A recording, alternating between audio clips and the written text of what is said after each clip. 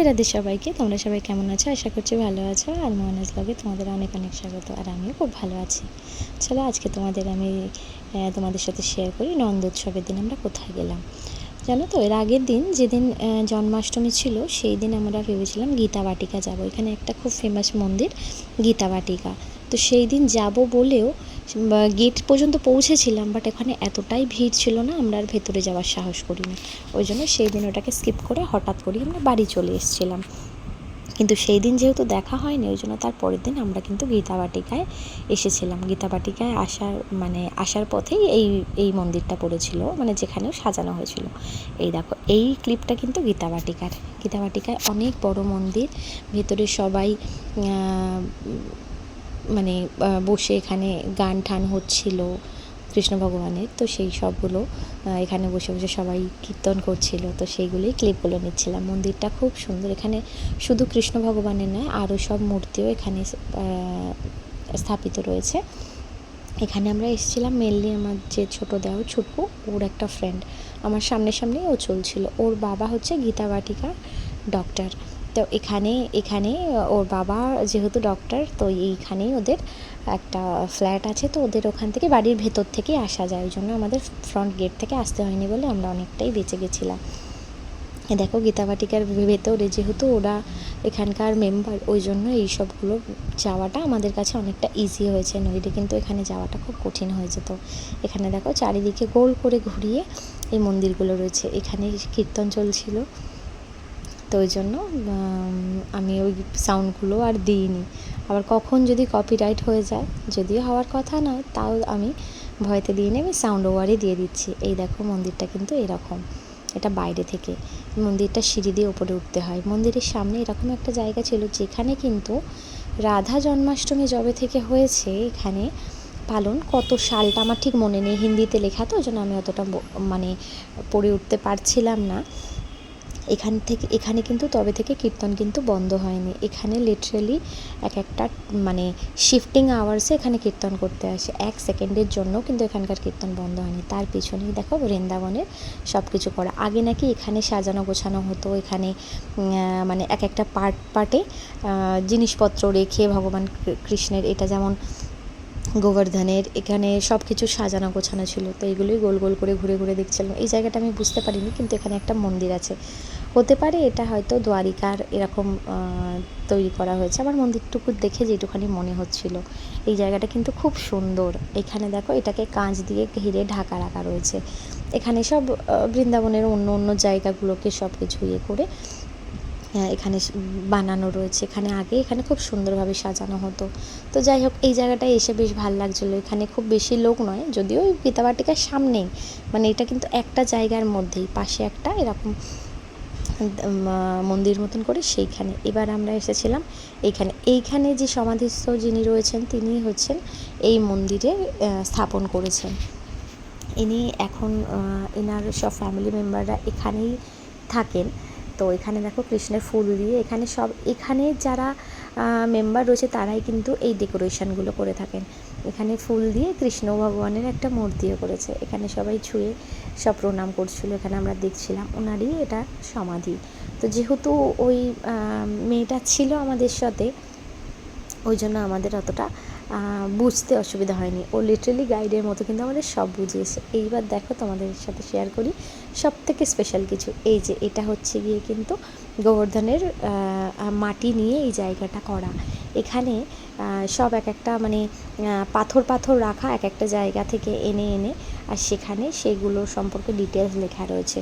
এখানে আমি হিন্দি পড়তে পারছিলাম না, কিন্তু 1600 কত প্রদক্ষিণ যদি এই জায়গাটাকে করা যায়, 1600 কতবার, তাহলে গোবর্ধনের কিন্তু একটা পরিক্রমা পুরো কমপ্লিট হয়। এরকম কিছু একটা এখানে রয়েছে। আর পাশে কিন্তু হিন্দিতে লেখা ছিল। আমি তো হিন্দিতে বিশাল